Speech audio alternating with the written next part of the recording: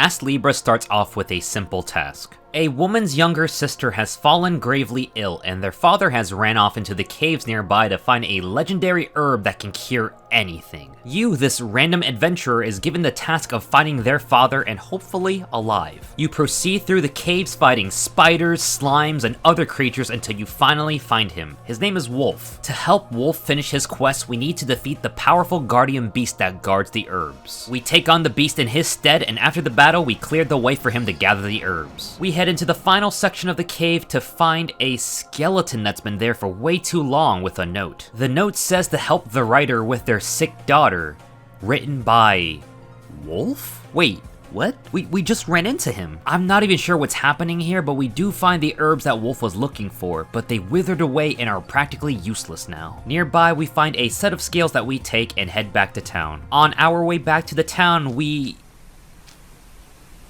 it's destroyed. The only thing that remains of the town is the eerie quietness. Ruins of buildings as if no one's lived here for years. What exactly happened here? At the home of Wolf's family, you find that the only thing left of the house was a carving on the door saying, "Thank you." I'm starting to get the feeling that something went horribly wrong here. Before I begin, I want to thank all my Patreon supporters. With the help of my supporters, I'm able to take my time with my videos and not feel rushed. Thank you to all my supporters once more, and if you want to help me out, check out the video description.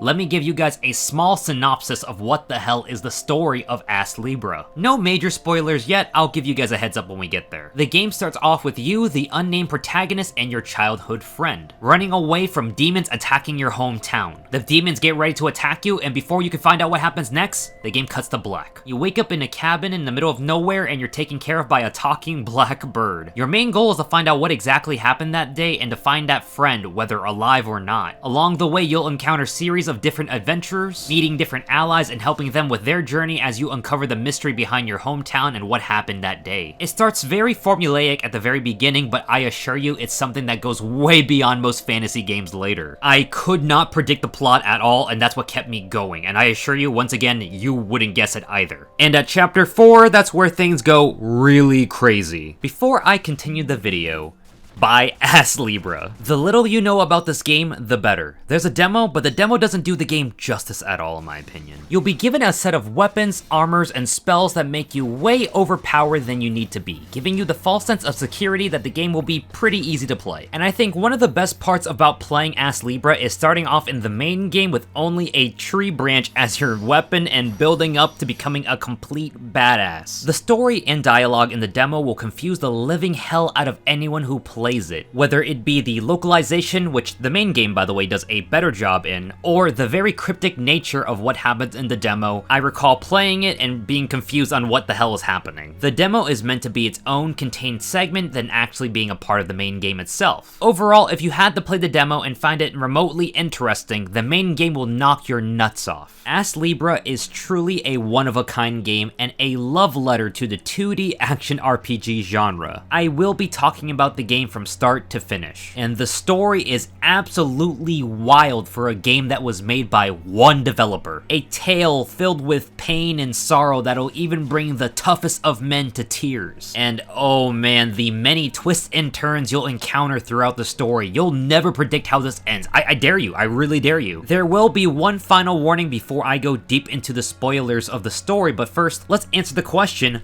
what the hell is As Libra exactly? As Libra is a game that looks like it came out of something from the 2000s era. It has a, well, retro look to it. It can be tough to be sold on the looks of the game alone, and I myself had to overcome this. Now, the style of this game wasn't just done purposely, but rather it was a game in the works for nearly 10 to 15 years. Previously, As Libra existed as a freeware game, but when its creator Ezo worked on what he dubbed to be the revisions version of the game, think of it like a final edit for the game, As Libra was finally released on Steam in late 2022 for an affordable price of 25 USD, and was met with overwhelmingly positive reviews. 20,000 reviews on Steam, and it comes up overwhelmingly positive?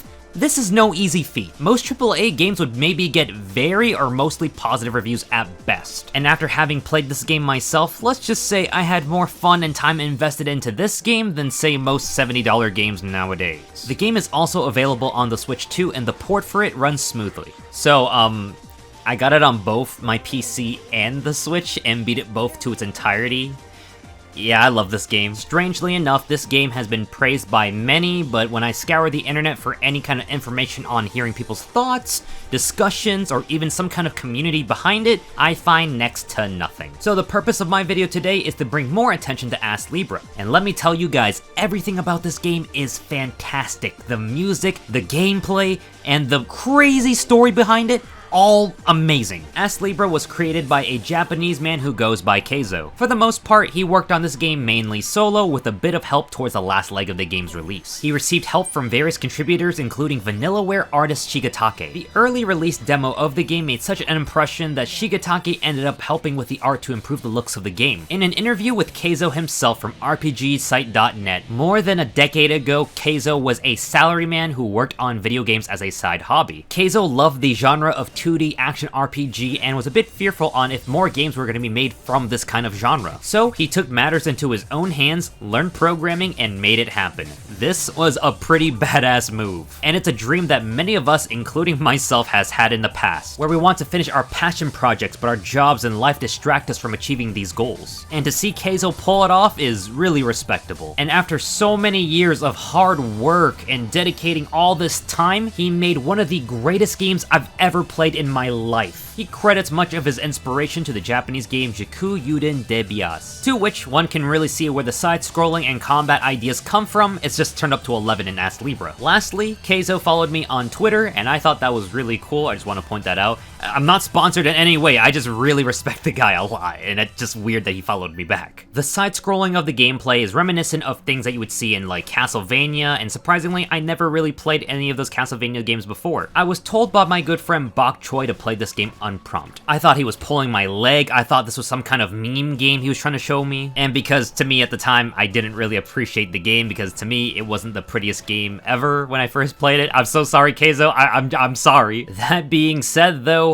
something about this game just pulled me in. And after playing only a bit of this game, I just knew I loved this game. Keizo said he designed the game with the idea of relieving stress by attacking enemies and collecting coins that drop a lot and make noise. And oh, was he right. Now, once again, As Libra's gameplay is reminiscent of Castlevania, but it's not a Metroidvania game. It lacks the interconnected worlds and backtracking involved in such games. For the most part, the areas in the game are simplistic with not too many hidden pathways or items to find, so don't worry about getting lost or having to poke at every single wall to find a secret pathway. I absolutely loved playing this game and beating the living hell out of the enemies I fought. From small mooks to big bosses, everything felt so satisfying to beat. I instantly felt my character getting stronger as I kept playing and getting better at the game. I didn't mind farming in the game occasionally because having to string together attacks, throwing out spells, and dodging everything never tired me out. You get a variety of weapons, but the only difference between them is the reach of the weapons, how strong it is, and how fast it can swing. No change in animations or movesets, you're always gonna attack the same way, so a little bit disappointing, but oh well. You can offset some of the negative traits like a heavy weapon swinging too slowly by changing up your stats so you can swing faster. Your stats are never permanent, and in fact, you're gonna find yourself switching things up occasionally, having to change up some stat points and finding the right build for different situations. But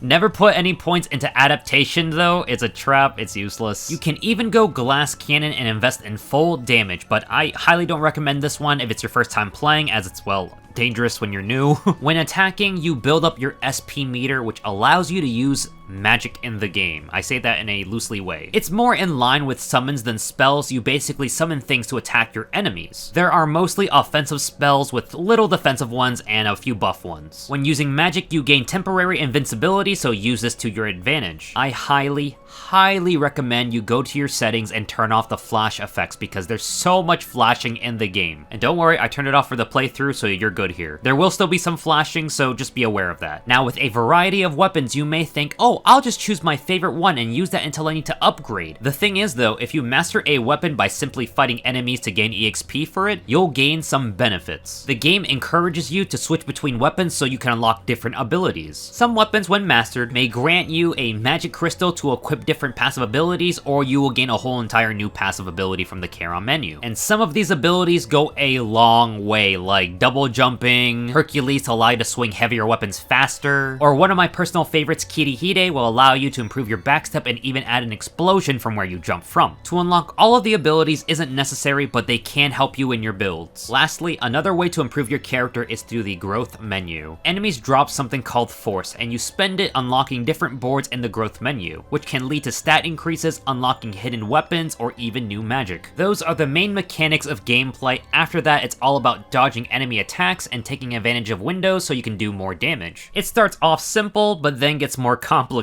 when enemies are throwing out multiple different attacks and you're being ganged up on. Lovely times. The music of As Libra consists of many free-to-use songs by various artists. I believe that there are a few original tracks from the game, but most were borrowed from said artists. We even have a Miku song in here somewhere. Yeah, the blue-haired girl? Yeah, like, I don't listen to much of her, but she's in here somewhere. The music ranges from nice ambient town music to other befitting mood songs to blood-pumping tracks that'll get you worked up to dodge, slice, block, and kill your way through fights. I'll try my best to show off some of the songs along the way that really fit the mood of the game. However, there are 5 songs from one specific artist that I cannot play because either he or the company he's with will hit people with copyright flags, and I don't want to be hit by that at all. It's a shame too, because I really enjoyed the songs used by them, but to avoid this video from being demonetized or altered in any way, I'll just mute the specific parts and add other befitting songs that won't get me flagged. If you're curious, I'll link Ander Valdell's playthrough of the whole entire game. They pretty much did everything in the game, so props to them as well. Later on though, there is a fight that I will point out that I will not put in this video because I fear of getting demonetized because of the things that happen in it, but if you want to check it out, I'll tell you when to go back to Anderval's video. So with that, here is my final warning before I start the story talk of the game. If you're mildly curious about this game, stop the video and get it. It's absolutely worth the full price. Whether it be on sale or straight up $25, it's worth it 100%, get it. The story is phenomenal and it's best to experience it blind. I played this game for the first time on a trip overseas and I was glued to my Switch the entire trip. Let's get on with the absolute wild ride that is As Libra.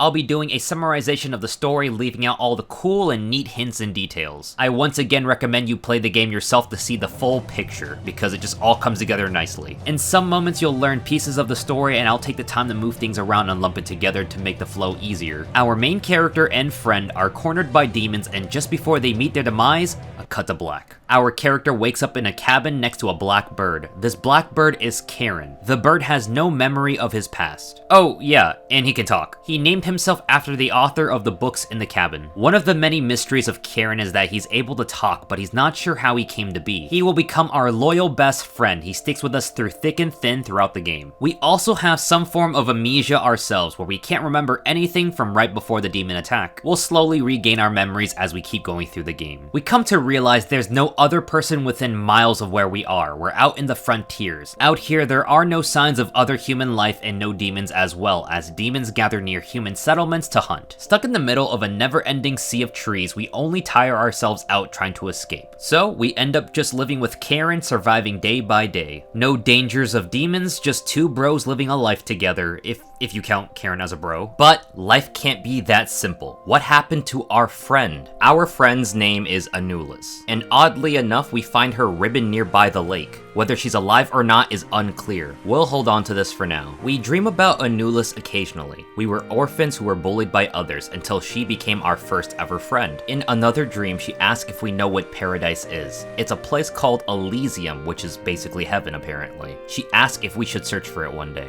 The meaning behind Anulus' Anulus's name is Blackbird, and blackbirds are said to carry misfortune with them. Despite this though, she likes her name, and would even gather up everyone's misfortunes and carry them somewhere else, believing that doing so would make everyone happy. Although our life with Karen out here in the frontiers is peaceful and quiet, there is no way we can be truly satisfied with living out here forever. Our friend Anulus may be out there and we want to find her. We wake up one night and attempt one last escape from the frontiers and find our way back home. Only this time we actually succeed. While we do succeed, it takes us nearly 8 years to finally find any kind of signs of human life. Not only that, but Karen was actually accompanying us the whole time, so we didn't just abandon him, thankfully. Karen came with us because he didn't want to sit back and have us die. It has nothing to do with his fears of being alone all by himself. Not at all. Karen was able to spot something that caught his attention, a man-made sign that signals to us that humans may be nearby. On our way over, we encounter our first sets of demons in the game. Karen luckily provided us with a weapon. A tree branch, but it's better than nothing. Further ahead, we find that sign, but it's old, rotten, and has faded text that reads, Ochira Cave Ibra. We run into our first human in 8 years. This swordsman dressed in all black that oddly enough reminds me of Kirito from SAO. This is Gao, and he's been sent to this area to investigate it because it's apparently haunted. We sit by a fire and get to know one another. After informing him of our quest of finding home, he believes that without a name of the area or hometown, it'll be a hard task to find it. Luckily, Gao is from the city, and cities are a great hub of info. He wants to help us in our quest. He also says how such a pretty girl like us is more than welcomed at the city. Yeah, so the running gag of this game is how our character looks so feminine, and I kind of find it funny. The morning rolls around, but Gao is nowhere to be seen. It's not like Gao robbed us or anything because we were basically hobos for the last 8 years, so we have nothing of value. Well, whatever the case may be, we are close to that town we talked about earlier, so let's just go ahead further on. The sign nearby says, "Welcome to Pecochira, home of the Cave of Libra." We enter a nearby house, and this young woman asks if we are looking for the scales. The main attraction of the town are a set of scales created by the goddess Astrea, tucked away within the deepest parts of the Cave of Libra. The scales have the power to control fate, and that's why adventurers seek it. The young woman is actually more concerned about her father, who went looking in the caves for some herbs that have the ability to cure any illness. The herbs are said to grow near the scales. Her sister is sick and is in need of those herbs. Her father hasn't returned in over a week, and we volunteer to go find him. As we proceed into the caves, we get caught by a spiked ceiling trap that slowly descends upon us. With no seemingly way to escape, we basically accept our fates. That is until Wolf appears last second to save us, who happens to be digging at an opposite wall. Wolf needs help to unlock the next area of the cave, and to do that, we need to help with a puzzle. After solving the puzzle, we head into the next area of the cave, but Wolf has already ran ahead of us. In this final area, we run into our first boss, the Gold Dragon. The Gold Dragon is one of the many guardian beasts that guards rare and powerful artifacts. After defeating the boss, we head on further to find Wolf's body. It appears that Wolf has been dead for several years, and was fatally wounded by the guardian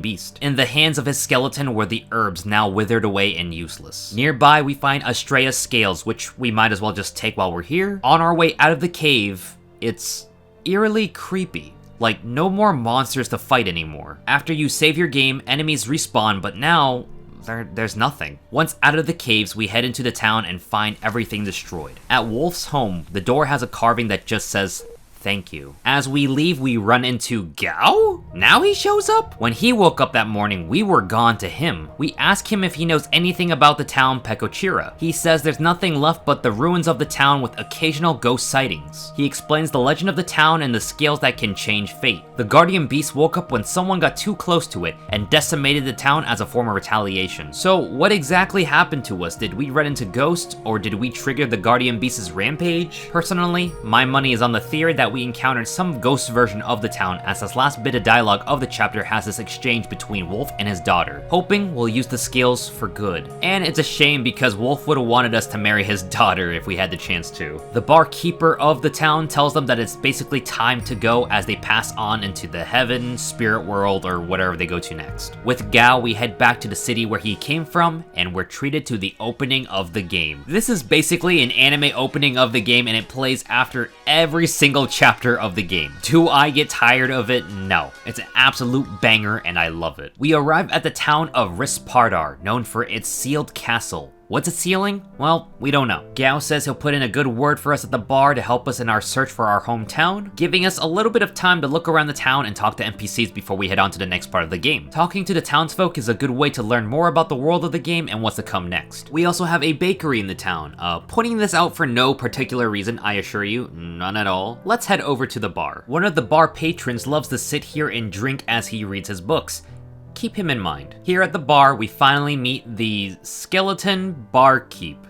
Totally normal. Gao has already given the bar people our info and the bar waitress approaches us. Her name is Mello. She's sort of the de facto leader as the barkeep is always gone for some reasons that I'll explain shortly after. Mello says without a proper name of our hometown or even the continent, it will be near impossible to find our home. Instead of searching from place to place, we should stay at Rist Bardar and make it our base of operation. Mello invites us to join the bar's guild and take on jobs in the meantime to help out. In exchange, we're given a home as well. Our new home is small but cozy, and it certainly beats sleeping outdoors. In the middle of the night, we hear a voice instructing us to go meet someone. We see an image of what appears to be Anulus, and we give chase, eventually coming to meet a wizard-like man. He senses the scale in our possession. He's curious on how we got them as they're not meant for humans to use. But despite that, he's gonna see how we're gonna use it and keeps a close eye on us. Waking up, we get our first job as guild members. Our first ever task is to go deliver a supply order to an old couple that lives in the swamp. The previous merchant who delivered supplies before was killed by demons, and the old couple that lives out at the swamps depended on those supplies. Before we set off, let me address where the hell the original barkeeper went, you know, the skeleton guy. The barkeep is actually at the town's coliseum where he sets up matches. The coliseum has trials based on different chapters of the game. Complete the trials for extremely useful items. Now back to the task at hand, we find a dog who runs ahead of us, so maybe we should follow the dog. On our way over, we do find a small house with balloons attached. Going inside, somehow,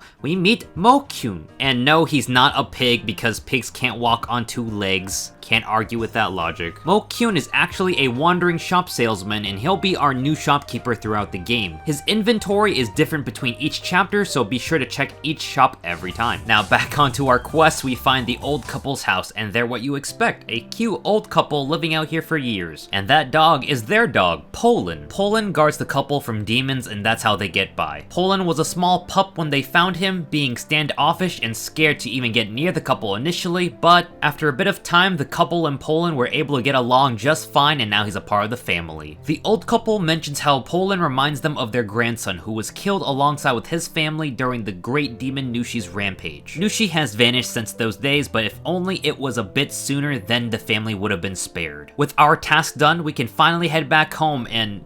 wait. Why are we finally getting the Chapter 2 introduction? There's a bit more to this, isn't there? Welcome to Chapter 2, Atonement. On our way out of the swamps, we run into Poland again? Poland tries to tell us to go back to the old couple instead of going home. We head back to their home and find the wife bedridden. It's revealed that she was born with an illness that would always confine her to bed during sick attacks. And that's why they live here in the swamps, because the remedy that helps her is from the swamp. Her husband hasn't returned yet, so we need to go help find him. Further ahead, we find Gao protecting the husband from a goblin attack. It's unusual to see the goblins out here, and that's how he was caught off by their attack. The husband still needs the ingredients for the medicine, so we go up ahead further for him. After dispatching the enemies and gathering the medicine, the couple is safe and Gao has already gone back home. The day is saved and we can return back home as well. We even have that nice victory fanfare that's playing right now, giving us that triumphant feeling. And as we leave the swamps, we run into Poland again. Oh no, what could this be about? Poland drops the big surprise on us.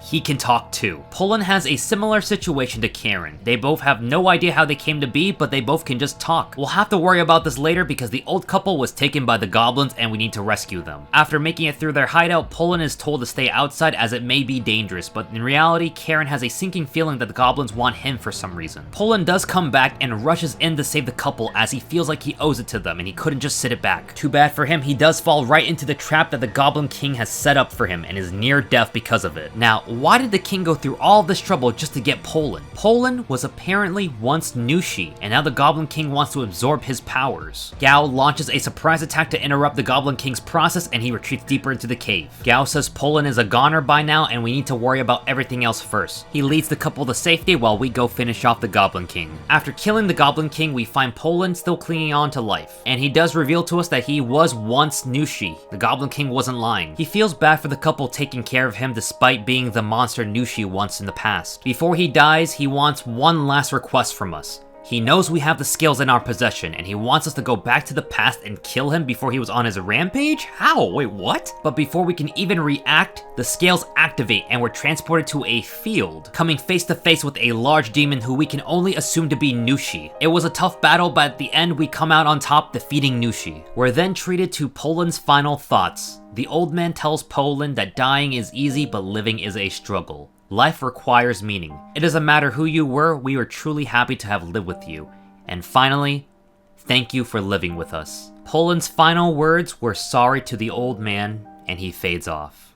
We find ourselves back at the old couple's house, but this time, their grandchild is present instead of Poland. We prevented Nushi's rampage and saved lives. The grandson's name is Poland as well. The old man just had a weird feeling he wanted his grandchild to be named Poland, and his family just let it happen. In this new timeline we're in, it appears that we delivered the supplies and we can just head back home. As we leave, Poland, the grandchild, tells his grandparents that he wants to become a doctor when he's older and take care of them. The kid has been visited by a dog in his dreams who advise him to always do his best. Huh.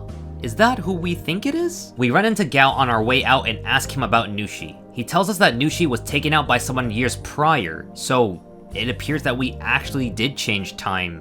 What the heck? And for real this time, Chapter 2 comes to a close. But before it finally ends, we're treated to a scene where a blue-haired woman is held captive by a machine. She tracks the year and location of where we were, saying As Libra's activation confirmed, and history was rewritten.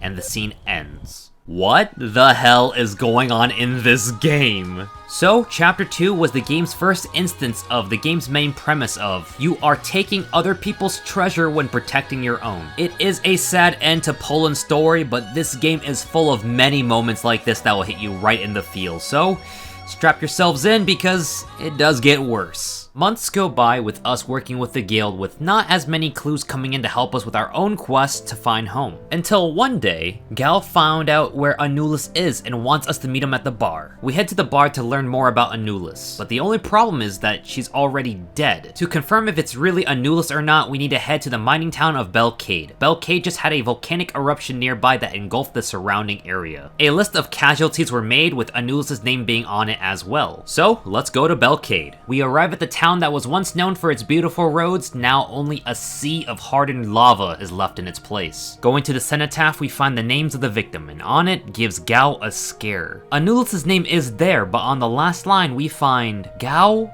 our name, and even Karen's. We get the inkling to leave ASAP, but before we can, a flying kid comes right at us. The kid has been looking for us and tells us that we cannot change fate. And we enter a battle, and he's pretty strong. In fact, he's pretty strong that we're not supposed to win at all. One shot and we're dead. But you can beat him, but I don't really recommend it. You don't really get anything out of it. The kid says he won't kill us as we're not fated to die by his hands.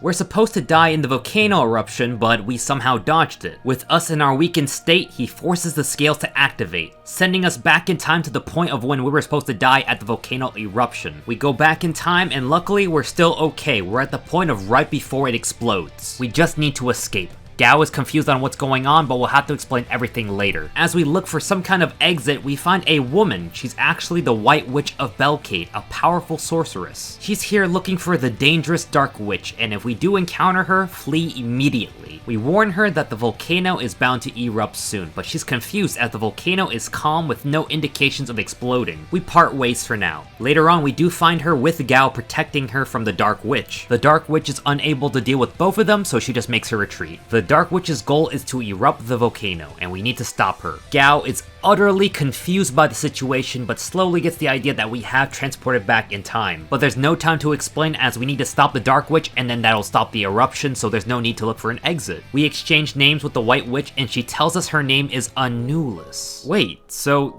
this is her? After all these years, we have a chance to save her? We try to show Anulus her ribbon, but she seems to not remember it at all. In fact, she doesn't recall this being a memento of hers. Well, regardless, we'll figure this out later. Let's go ahead and stop this volcano eruption. We find the Dark Witch later and manage to deflect her attack. As she makes her retreat, Anulus recalls a memory of the two of when they were younger with their master. Their master tells them of a powerful ancestral spell that he will pass down to only one of them. His choice will be based upon their character and not by skill. scale. They also learn of the God of Fire who was sealed within the volcano. Awakening the God of Fire will lead to an eruption and total destruction of Belcade and everything around it. While devastating, he wouldn't put this past anyone trying to take advantage of the energy released to greatly increase their magical power. He sealed off the lowest chamber of where the god resides with a jewel, and only ancestral magic can handle the God of Fire. But when using the ancestral magic, it will shave off the user's life. Snapping back to reality and heading further in, we find a guardian beast, and defeating it allows us to get the Pegasus boots, which makes all environmental hazards do 0 damage. We can now safely walk on lava. Using the boots, we locate that very same jewel used to seal off the God of Fire. But Anulus destroys the jewel? Wait, but why? And then she runs off before we can even get an answer, so we need to figure out what the hell is actually happening here. Were we used? We rendezvous with Gao and tell him what's up, and together we rush to the lower chamber. Also, warning, this last area's background kind of flashes intermittently, so if you're bothered by that, feel free to put the video down and just listen if you want to do that. This all turns out to be a part of Anulus's plan, and she wanted us to get her here. Here's the twist. Witches are given a magical name when they come of age, and she didn't have this name until recently, so she's not the Anulus we're looking for. She was really just someone who coincidentally had the same name and took advantage of that. She offers a choice of helping her, but of course we refuse, and she awakens the God of Fire. And to everyone's surprise, she couldn't control the God of Fire and he goes out of control. We battle this god and thankfully defeat it before he can erupt the volcano. Anulus tries to put up one last fight but gets a surprise attack from behind from the Dark Witch. But we stop the attack last second because we're just too good of humans to let her die. The Dark Witch finally speaks up and reveals Anulus's real name, which is Shiro. You know, the Japanese word for white, so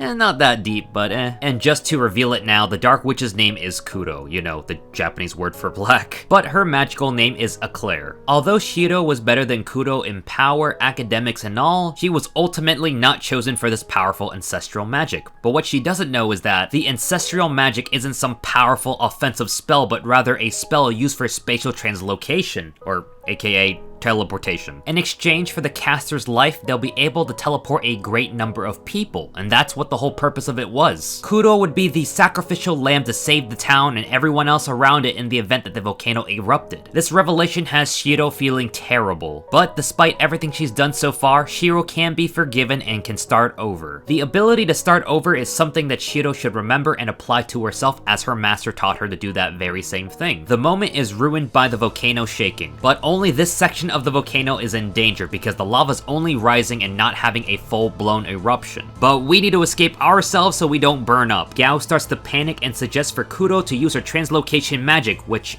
you know, is a totally great idea for her to sacrifice herself to save us. Yeah, that's a great idea, Gao, you idiot. Sadly, with no real fast way of escaping this, Kuro thanks us for saving Shiro, and she uses her magic to teleport us out of here in exchange for her life. Her final words are thanking her master for being the one to sacrifice herself instead of Shiro. At the same time, the scales activate and we're taken back to our current time. We wake up in our bed and head over to the bar. If you take the time to talk to the townspeople, you'll learn that the mining town of Belcade is still standing with the powerful white witch who now protects it. However, nobody knows who Kuro is. We really did change the past once more, and Kuro is dead. I really liked her too. At the bar, Gao is trying to tell Mello we changed the past, but she's not buying it at all. Gao tries to get us to support him too, but for the sake of protecting this time-traveling secret, we just gaslight him. And he just gives up, thankfully. The chapter ends with the eruption never happening, and Shiro serves as the Grand Protector of Belcade. Kudo's sacrifice changed Shiro for good. In exchange, she risked her life to save everyone. It seems as if the scales are meant to weigh people's lives, and from there, we need to be careful about the choices we make.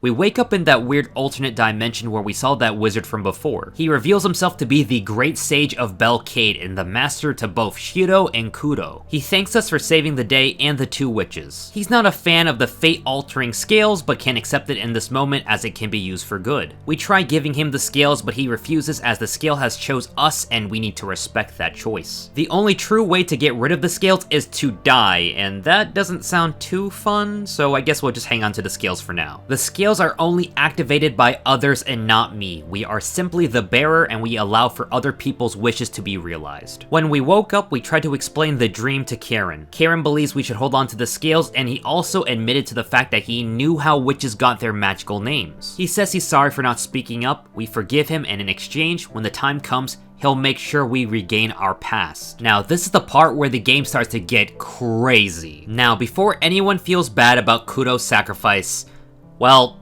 she's alive, so let's go. When using that translocation magic, it does shave off someone's life, but it's dependent upon how many people you use it on. So the amount that she used at the volcano did not kill her, thankfully. She wants us to keep this a secret as it can be a good lesson for Shiro to learn. Kudo wants to join our guild as well because, well, she's trying to fake her death at home, so she has nowhere else to go. So her master recommended her to come here. And so Kudo is a part of our crew now. Gao still goes on about the past and how we changed it, but we can't tell him the truth. But this soon will bite us in the ass shortly. In the middle of the night, Gao sneaks into our home and steals the scales from us. At the bar, Kudo tells us about the day before and how Gao asked her if there's anything that can change time. From her, that's how Gao learned of the scales of Astrea. Gao told everyone he was heading back to his homeland, Akrasinan. Akrasinan was once a large and prosperous country, now turned ruin, decimated and overtaken by something known as the Demon King. There were legends of a red-headed hero, Gao, but it turns out that's the very same Gao we know. Together with 3 other heroes, Gao was sent off to defeat the Demon King and take back Akrasinan, but it all ended in failure because of Gao's betrayal. We're not entirely sure what exactly happened that day, but we need to make sure Gao is okay. With the scales in his possession, he might be trying to change something. So with that, we're off to our next chapter. We'll need to get a boat to get the Akrasinan, but that'll prove tough as the sea monsters that appeared since the Demon King's arrival will make sea traveling difficult. Despite this though, the fishing village of Elysus that lies south of Akrasinan is somehow thriving, so this could be our ticket in. We arrive at the outskirts of Elysus, but Kudo is exhausted, so let's find a place to rest soon. We make it to the quiet town of Elysus. A boat owner here had an encounter with Gao, who took one of his boats by force. As told by the man, boats can only go as far at sea before getting attacked by sea monsters.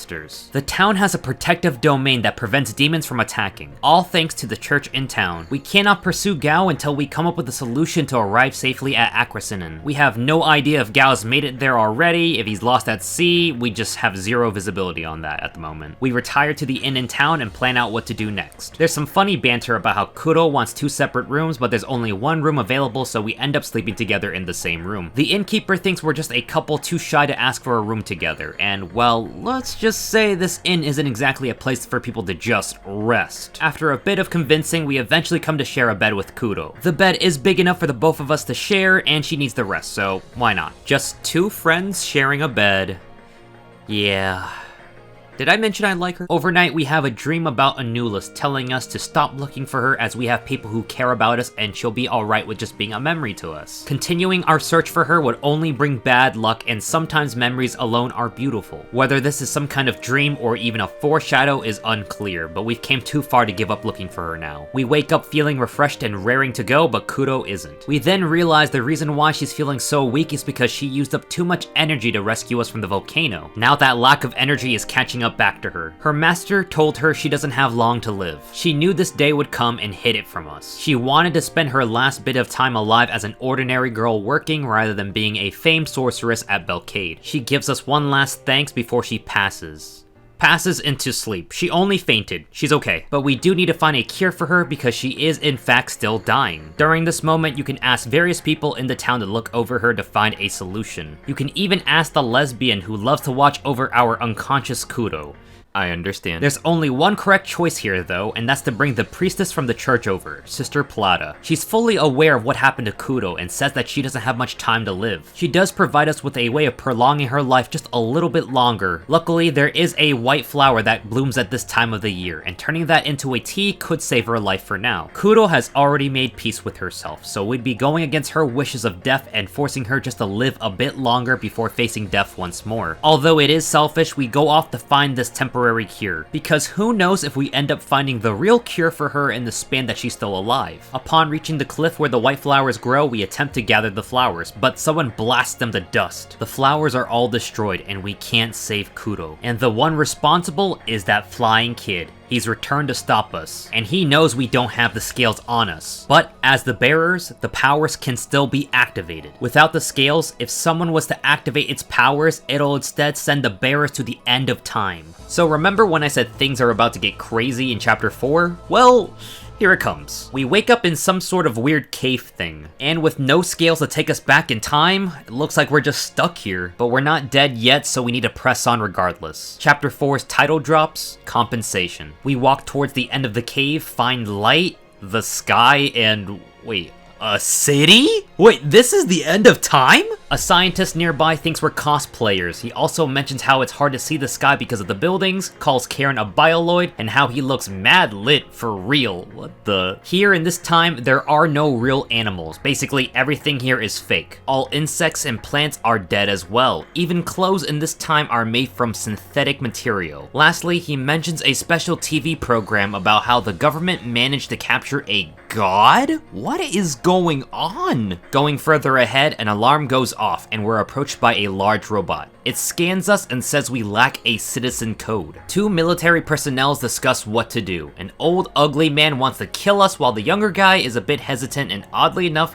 he begins to recognize us. We fight the large robot and come out on top. The ugly man wants to send the entire military at us as we pose a threat, but the younger guy decides to use the translocator device to transport us out safely. Thanks, younger guy. We get transported to a large dark room with a bridge extending straight ahead of us. At the end, we reach this large mechanical device holding a woman hostage. Jesus! This is one of the true gods of the world, Astraea, the goddess of war, who governs over time and fate. She isn't the creator of the scales, but rather its keeper, and the scales are just a manifestation of her powers. The world we are currently in is our world, but far into the future, and it's approaching complete ruin caused by humans themselves. When Astraea tried to help the humans, instead she was shackled to this machine and studied upon. She's the last god that still believes in the human race while the others have fled. She wants to strike a deal with us. She's able to send us back to our time, but in exchange, we need to free her from the machine. We can't do it right now, but when the time comes, we'll be able to do so. You can choose to refuse the deal, and if you do, you enter a battle against the military that you just pretty much will not win. So, accept the deal, and we're given the box of time to help sweeten the deal. Placing an item in the box will restore the item to its former glory. Out of all the items you can put in there, the only one that really fits the bill is the withered legendary herbs. And with that, we receive the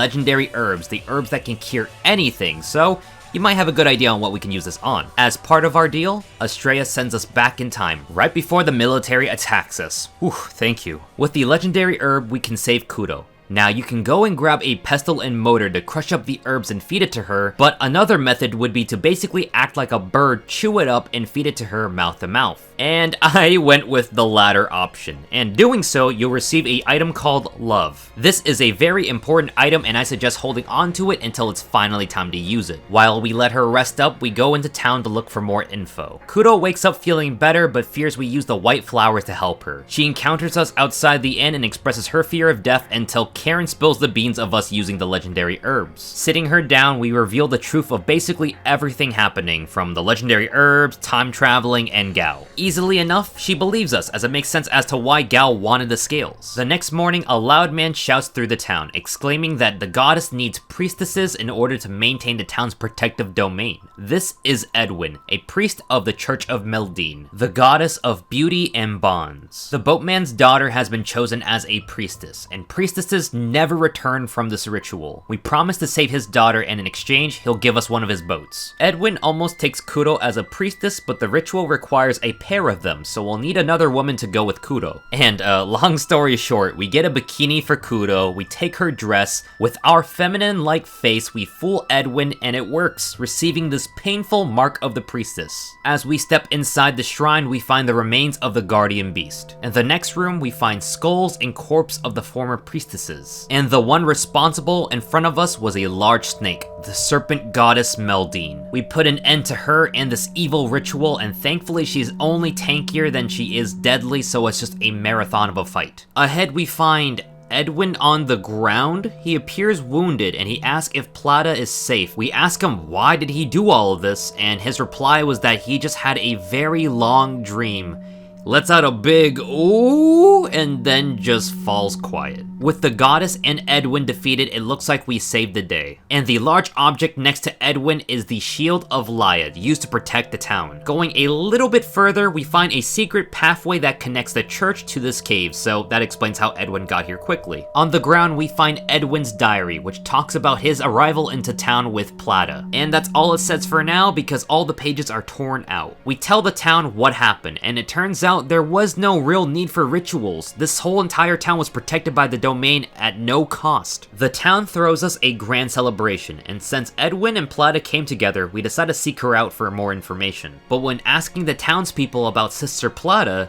nobody knew who she was. In fact, there was no sister of the church ever. The next morning, we recover from the party last night, and Kuro seemed to not recall the crazy thing she did. In a fast blink or you'll miss it moment, Karen talks about what she did while she was drunk, and oh, you know what? It happened so fast, I couldn't even read it myself, so if you happen to see what it was, let me know in the comments. On our way out of the inn, Kuro forgot her makeup pouch, and Karen flies up to go grab it for her. Karen is taking his sweet time, so we head into the inn and get it ourselves, but we start to experience an odd, itchy feeling in our heads, and suddenly, demons appear, invading the town. More and more demons appear in the town as we eliminate them. We eventually clear the way to the pier, and we see Sister Plata? She instructs us to go on board, and we're left with unanswered questions of what's going on and where all the town people were. Karen finds us and asks what's going on, but we have no idea ourselves, and also, the ship is steering itself? We arrive at the destination, a seaside cave. Inside the cave, we find Plata, who's been waiting for somebody like us who can break the bonds of fate. Before gods, humans are rendered useless. With us, though, she believes we have a chance to stop gods themselves. She goes further into the cave and drops a piece of Edwin's diary. As we keep going through the caves, we learn of Edwin's past through his torn diary pages. I'll go ahead and summarize all the pages here. Edwin learns about the Shield of Lilia. Before it was turned on to protect the townspeople from the demons, it was guarded by the guardian beast. Plata wanted the shield for her own personal reasons rather than use it to protect the town, but the threat of the guardian beast prevents her from getting it. Edwin has a dream where he was contacted by the serpent goddess Meldine. She wanted Edwin to restore the people's faith in her, and in return she'll kill the guardian beast, and thus he began building a church in her honor. But then his head started itching. Plata opposed the idea, stating that there's a price to pay for making a deal with a god. Edwin starts to question whether he's doing this for his love of Plata or Meldine. This entry ends with him talking about how itchy his head has gotten, and the blood from the itching has prevented us from reading it further. Eventually, a child was born to Meldine, a birth of a new god. Gods use faith for power, and the church alone wasn't enough to raise the child. This led Edwin to create the priestess sacrificial rituals, as they're highly effective in giving gods power, tricking the village people into thinking that the priestess sacrifices will keep the shield's power going, but in reality, they were never needed. All the sacrifices were for this child of Meldine.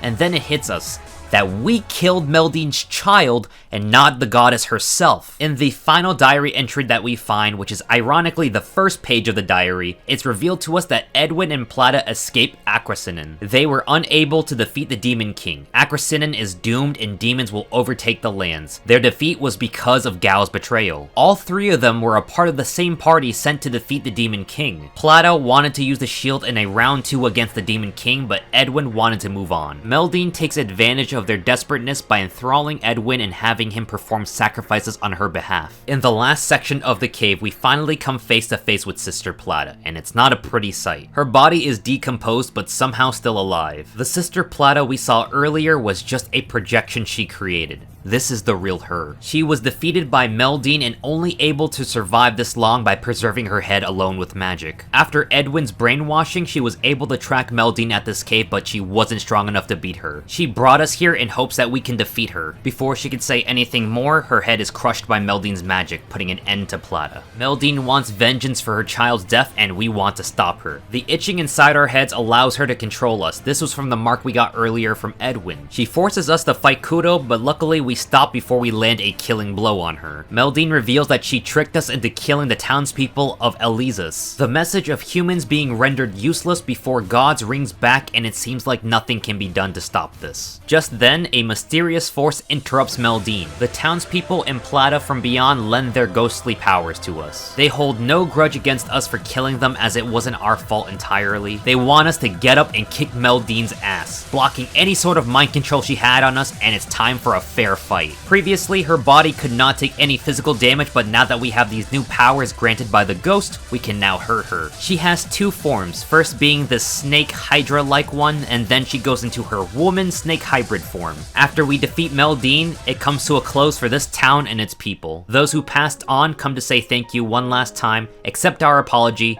and then move on to the light. We returned back to Elysus to tell the remaining villagers what truly happened. They understood and didn't execute us on sight, but just to avoid any trouble, we should leave the village as soon as we can. As we make our exit out of town, we see somebody by the pier, and it's Edwin? A projection of Edwin appears to apologize to us, and as a final act, he carried the shield of Lilia to the boat nearby and made Kudo the new bearer. Just like Plata, his final wish for us was to take care of Gao when we find him, and he passes on. With the shield, we can now cross over large bodies of water. The town doesn't need the shield anymore as they made their own self-defense force. Before we head straight to Akrasinen, we decide to head home and get ready. Before the chapter ends, we recall our deal with Estrella and wonder if we'll be meeting the same fate as Edwin one day. Time will only tell. Now, earlier in the video I said chapter 4 was a doozy, but Chapter 7 is where it all really comes together, so stay tuned for that. After waking up from resting, we wake up to Shiro threatening to wake us up in the weirdest ways, like pulling down our pants or planting her sweaty feet onto our face.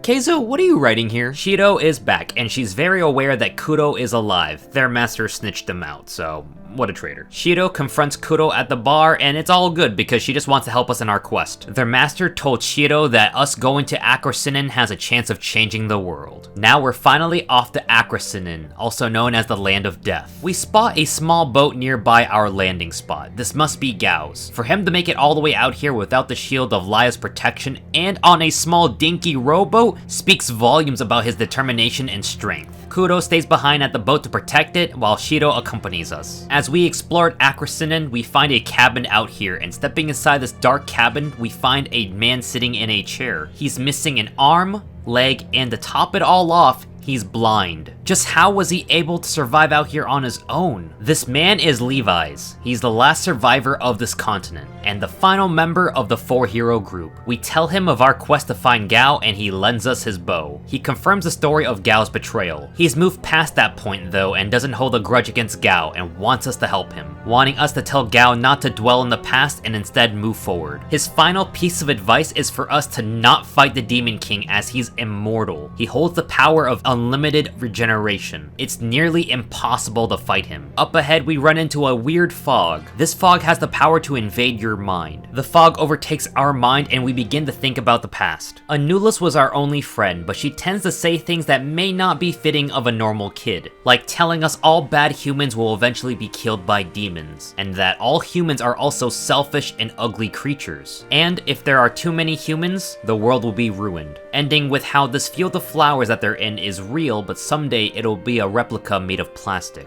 We wake up, but it really just makes you think that, what the hell was Anulus on about? She seems to be referencing the future and how all organisms disappear but humans. And that whole bit about how bad humans are, this is quite a lot for a child.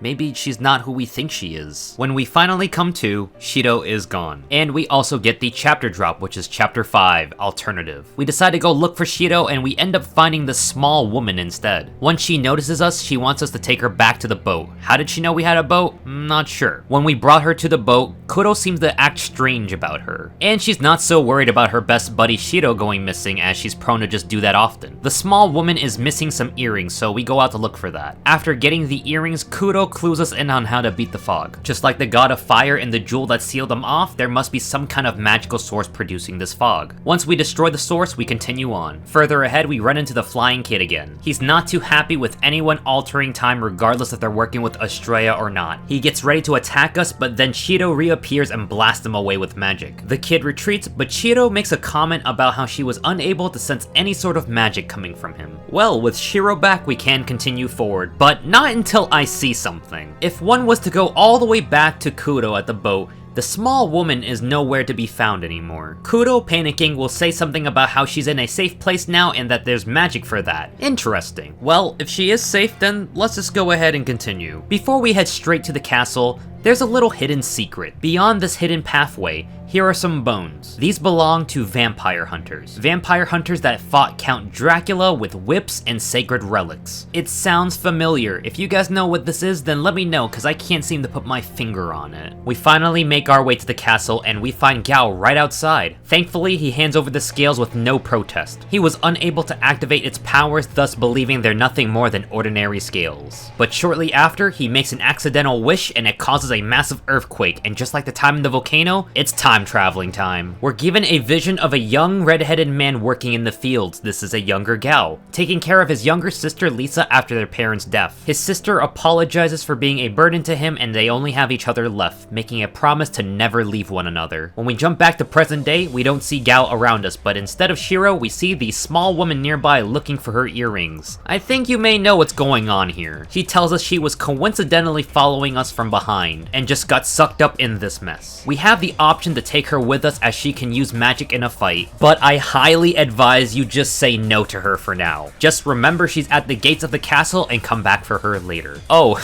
and the young woman's name is Shiro, as in S-H-E-E-R-O, not S-H-I-R-O. Okay. As we make our way through the castle, Karen reminds us that this could be a crucial changing moment in history. Defeating the Demon King could alter the very world we live in, as it's the source of all demons. A little bit further ahead, we see the 4 legendary heroes, Plata, Edwin, Levi's, and Gao. Younger Gao is a more straightforward and scarier man than his present-day self. After their party deems us not hostile, they put their guard down and offered to team up to fight the Demon King. We refuse to work with them as our only task is to find Shiro and Gao. We're trying to not alter the future as much as we can. On this bridge, we see an image of Anulus, but only we can see her, not Karen. She tells us to turn back. This place is not good, and fades off. Much further ahead, we find these tubes where the demons seem to be created from. We see our Gao further ahead, but before we can chase him down, we're treated to another vision of his past. Gao receives an injury from fighting demons, but his sister is revealed to have powers to heal almost anything instantly. Gao tells her to keep this a secret as this could lead to unfavorable situations for her. Finally, we come face to face with the Demon King himself. When asking why he's attacking humans, he believes that demons are the apex predators. This is all nothing but the natural order of the food chain. Finally calling us a disease on the planet, and we battle. Although our goal wasn't to defeat him ourselves, this was a welcome surprise. With no Demon King, maybe the future will be a better place and... Oh no, there's an evil laughter. Okay, he's still alive. The Demon King gets a jump on us and we collapse. Before he can land the killing blow, all the heroes come in to save the day. Now the Demon King is officially dead, and with that, the future has possibly changed? Maybe? The scales haven't activated to change the future and bring us back, so something is still up. When talking to the heroes, Ed wonders if the stories of a secret area behind the throne are true, and well, there's only one way to find out. After doing a bit of parkouring, we manage to find this hidden area. There's a bit more to this chapter, it seems. Anulus appears once more and tells us to not go any further ahead, begging us to turn back. Just what is up ahead? We find these weird red crystals on the ground and wall, and further ahead we find... Oh no. This can't be happening, is it? What is happening? Has she been a demon all along? What is going on with Anulus? Later on ahead, we're given another vision of Gao's past where he cannot find his sister at home. She's missing. Gao's neighbor comes to warn him of an incoming demon attack. To add to his despair, he finds out from a townsperson that his sister attempted to heal someone at the mines. And just as she did, a flood of demons came rushing at her, and that is her fate. From that point on, Gao vows to avenge his sister at all cost. A little bit further ahead, we get ambushed by the Demon King once more, but the Flying Kid appears to save us this time around, blasting away several Demon Kings at once. And just when you think he's gonna hurt us, he doesn't. His job is to eliminate the demons. Demons are an existence that alters the past. They don't exist within the true history. What is he on about? Regardless, he eliminates those who change the past, which is the same reason why he went after us before. This must be some kind of past version of the kid, as he has no idea who we are. He also breaks the news that the Demon King we fought was not the real Demon King, but just mass-produced demons. The real Demon King is up ahead. He can't help us any further and he leaves. The weirdest part is, the kid looks like he has hasn't aged one bit. What the hell is he? In this large dark room, we hear the words of a monster wanting to destroy and devour the human race. As we approach, it asks if we're Anulus. As the Demon King appears, it states that it wants to eliminate parasites for the planet for the future. In this state, he regenerates so much HP at light speed, but the caveat is that he's sealed down and can't do anything else. The fight goes nowhere until we're aided by the 4 heroes, and this is where we make our stand. We need to destroy this regenerative core before we can deal any damage to the king. Edwin uses his magic to force the seal to open up. The seal slowly opens up and inside we find Lisa, Gao's sister. Now Gao's betrayal makes sense. There's only a limited amount of time before the core closes back up, but past Gao prevents his team from attacking Lisa. Lisa is barely alive anymore in this state, and most of her is already decomposed, but Gao refuses to listen. Past Gao moves to attack his former teammates, but he's suddenly stopped by the present-day Gao himself. Present-day Gao tells his past self that he's being selfish rather than thinking about putting an end to Lisa's suffering. He jumps in and finishes off Lisa. Past Gao tries to retaliate, but he's no match for his future self. The Demon King makes his escape to the rooftop. Gao advises his former allies to retreat while we fight the Demon King ourselves. Gao, Karen, and us go to face the Demon King. Okay, but before we do, there's one more very important thing that we need to do before we fight him. Run all the way back down to the entrance of the castle and speak to Shiro. Now ask her to follow us closely. She'll follow closely behind, and doing so will ensure she survives. Now let's go take care of the Demon King. The Demon King got hands, no, literally, he has 2 big hands that aid him in battle. When you drop his HP to the halfway point, he transforms into his mechanical form. Once you defeat his second form, the fight is done.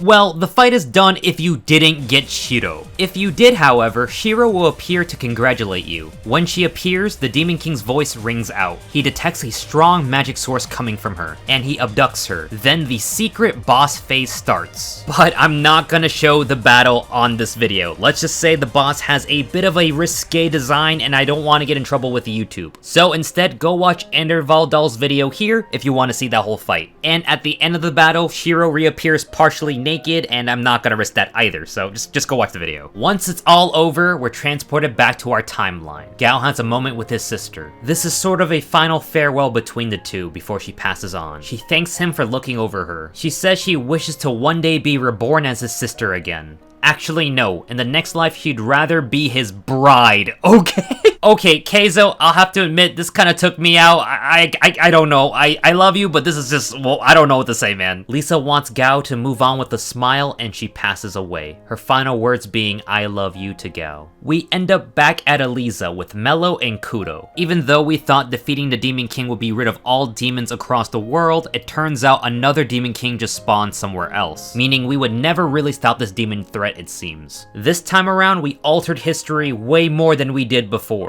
This time we changed the entire future of Akrasinen. All the heroes had a better fate than they did previously. With Gao never needing a reason to go back to Akrasinen, all the events of Chapter 4 never happened, so the entire village was spared. Because of that, Kudo doesn't remember everything, but has an odd feeling as if she's been here before. How she's able to kind of feel this way, I'm not entirely sure. I do want to note this now, Kudo was previously chosen as the new bearer of the Shield of Lilia. And if I had to guess, just like the scales, she will be the bearer regardless of any kind of change. And that's why you'll probably see her with the shield later. Edwin and Palda came to this town to build a church in honor of not Meldine, but rather Astrea instead. To end the chapter, we go to a grave that was made in honor of Lisa. Back at town, we wake up to find Shiro threatening to wake us up once more with some weird things like putting her underpants down our mouths, which some may consider that to be something to be great to wake up to. Shiro seems to remember everything that happened and is well aware of the scales as well, and if you did the secret boss, you receive love as a special reward. By the way, the man who was sitting in the bar drinking is gone, just to let you know. Chapter 6, we head over to the bar and Mello has a new brooch that she got from helping the princess of Rist Bardar, Candelaria, known for her gratitude and lovely brown skin. We have a dream about the past and learn more about Anulus' history. Where she was born, there were no plants or animals. She was surrounded by cold stone walls. She mentions Elysium is the true paradise made by humans a long time ago. She then says that Elysium's power is a threat that'll hinder the mission, but when she's with us, she forgets it. I'm starting to get afraid of finding Anulus now. Karen overhears us sleep talking. Then he explains a bit about the world to us. Our world is actually rectangular shaped, with 4 edges that go in each cardinal direction. The edges are dead ends, and that's where the world ends. However, beyond the western edge, there lies a place called Elysium, also known as Paradise, and there lies a strong enough power to dominate the entire world. But that's just a fable. Who knows if it's real or not. The guild wants to go to the hot springs, but only the women will go because they don't want us horny men to interfere with their relaxation. So we're left working. While working, we soon find out that there's a 1 million coin reward for anyone who can find a jewel stolen from the castle. At the same time, soldiers were spotted running to the bar. We get arrested by Prime Minister Lizardus, who suspects we aided in the theft of the jewel and we're thrown into a jail cell. Time passes and we're visited by a robed woman. Something about her seems familiar, and she gives a comforting scent. She asks if we know where the jewel went, but we have zero idea. Turns out the jewel is the key that opens the door to Elysium. We cannot allow the Prime Minister to have it,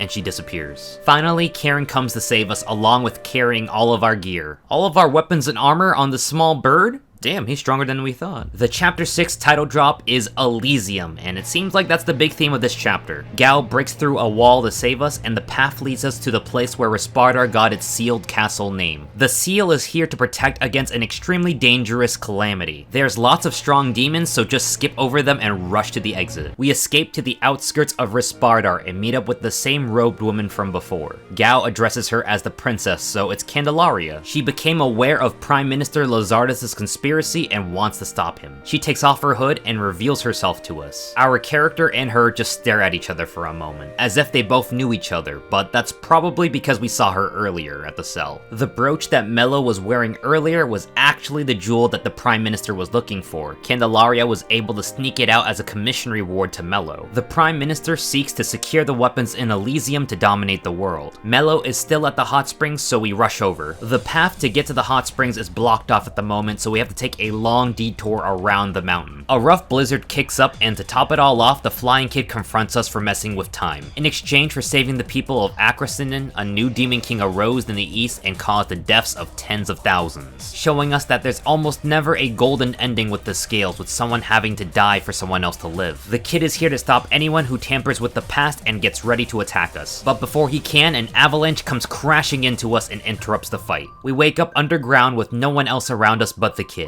He's unconscious. We try to take care of him until help arrives. After some time, he wakes up, surprised that we didn't just kill him while he was out. He gives us a bit of backstory. He once had friends, but they vanished over time due to the past changing. For those living in the future, there was nothing more terrifying than the past being altered. One small change can result in drastic consequences. We can come to understand why he's trying to stop us. Imagine your friends or loved ones disappearing without having a final goodbye. He ends by telling us that the bearers of the scales isn't the only one changing the past. The kid takes off and says he'll let us off the hook for now, but next time no guarantees. We're freed, but we still need to reach the hot springs. Unfortunately for us, we're too late and Lizardus has captured Mello and Kudo. We try to interrupt, but he has them as hostages, and he wishes to use Elysium to create a new world in his image. He takes Mello and Kudo as they can be nice rewards for the soldiers. Jesus. His magically enhanced soldiers stay behind to buy him time to escape. Things get worse as we learn that we're too late and Lizardus has escaped with the two. His magic translocation circle has closed up. The only thing we know about Elysium is that it's far off to the western lands. But despite that, we have to press on regardless of distance. In a summary, we learned that it became near impossible to get to the western lands in a fast enough method. Without Kudo's protection from the Shield of Lilia, we couldn't cross the seas without being attacked by sea monsters. 2 months have passed and we're wanted men. The Prime Minister's plan has been put into action. He awoken the weapons at Elysium. Initially, he used these weapons to purge the demons all over the world, but then turned his sights on the rest of the world, killing anyone who stood against him. Many countries fell under his control, and he even slaughtered all the Belcade sorcerers, including Shiro. And when you remember what he said he would do with Mello and Kudo, well,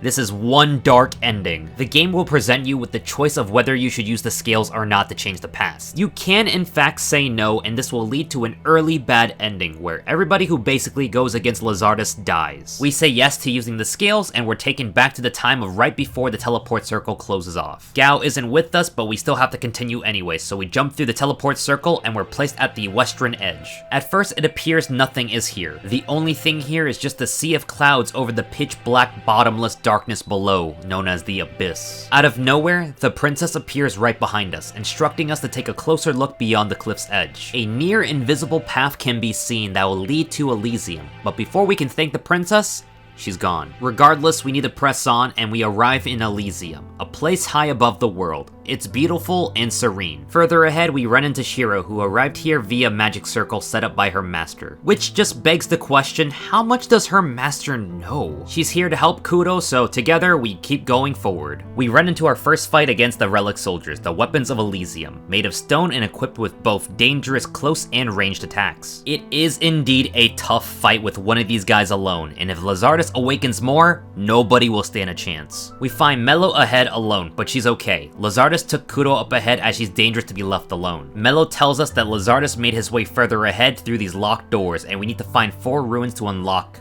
Wait a second, what's going on with Shiro? Anyways, we need to find 4 ruins to unlock the big door. During our search for the 4 ruins, Shiro suddenly has to take off as she suddenly has something to do. When we return to the large door, Shiro appears. How did she get here?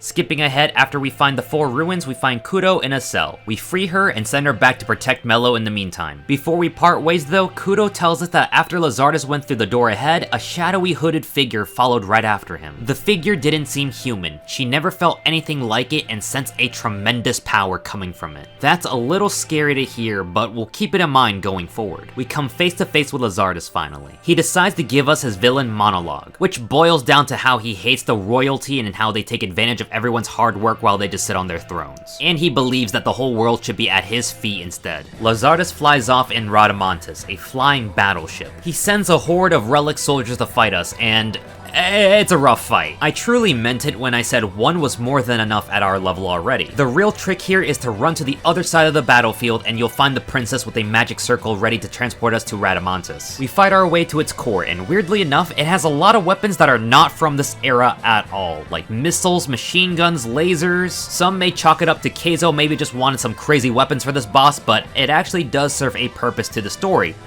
Or does it? Who knows? After defeating the core, we're thrown into phase 2, and that's that. After defeating the machine, we can celebrate. On the ground left by Rhadamanthus is the jewel used to control the relic soldiers. We can use this to stop the demons now. This could be our key to stop— Oh, it broke? In a shocking turn of events, the princess destroys the jewel, but why? Shiro comments on her, asking if she's really a person. The princess says the jewel was something that never should have existed, and thanks us for retrieving it. Recalling earlier in our fight against Rhadamanthus, she did conjure up a teleportation circle in a short span, and this takes a little bit of time. Just how strong is the princess? Before we can get any answers, the skills activate and take us back to our time. When we head back, everything is back to normal, and we get a silly cutscene of our characters and Gao heading over to the hot springs to go spy on the women. And I'm not gonna show the cutscene, just go find it somewhere else, sorry guys. But the final cutscene of the chapter has a mysterious woman coming to visit the bar. Mello introduces us to Princess Candelaria? Wait, this is actually her? If you recall earlier in the chapter, Mello did said she had brown skin, and that matches this person here versus the other person that we saw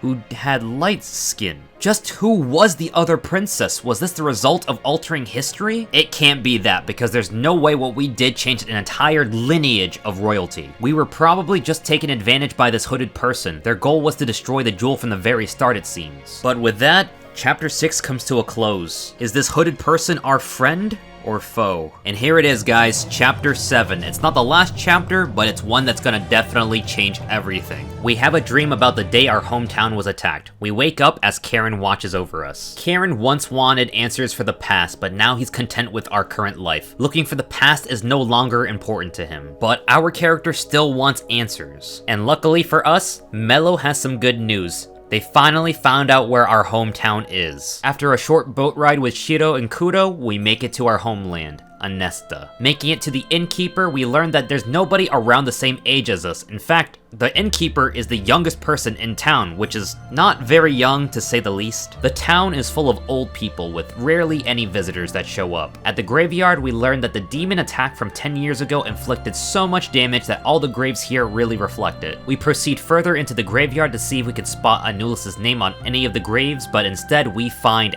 a grave with our name on it. A man sneaks up from behind us and let us know that the grave is not empty though. The one who occupies the grave had the body of a young girl found in the mountains. She wasn't a villager, but because of the lack of space, they just dumped her body in here. The old man remembers her having blonde hair and a red dress, and he also goes to tell us that her wounds were not from a demon, but rather a sword. This revelation shocks our character. There's no way this can be a coincidence. Anulus is dead. Our character just remains in a state of shock for a long time, unable to eat or drink. Occasionally, Karen comes to check up on us, but nothing will move us. Karen tries to reach us, reminding us that we have friends back home who love us, in Rist Bardar, our new home, and we're given a choice, to return to our friends or not. We tell him yes. Karen he flies for joy. We pick ourselves up, go home, and our friends greet us upon our return. We take jobs for the guild, increasing our fame throughout the land, setting off on new adventures and living a full life. The past no longer holds us back, as the future is what's important to us now. We can create and shape things the way we want. You can't do that with the past. And the credits roll. The end. It seems like a pretty good ending, but that's unfortunately not what As Libra wants us to do to continue the game. Instead, we say no and yes to using the scales, and oh my god, what can come out of this? Karen is taken back by our choice, but after thinking it over, he decides to follow our lead and just let us use the scales. That night, Karen thinks about our time together. From the very beginning to now, he's been watching us grow up and take care of us, trying to raise a boy with his little bird body, and at the end of it all, he's been proud to be by our side the whole time. Why he's saying all this now is because altering the past to save Anulus will change everything. This will be about 10 years of change or so. We need to head to the mountains where Anulus was found dead. We finally reach the mountains and this area looks very familiar, and it's time to activate the scales. Karen makes the wish for us and we're sent back in time. Everything plays out the way it did before. Our younger self is running away with Anulus from the demons. We defeat the wolves fast enough to catch up to them. The two run off and there's only one thing to do now. Defeat the gargantuan-sized demon that looks really cool design-wise. As we emerge victorious, Karen congratulates us. The ground begins to shake, and it's time for the scales to send us back.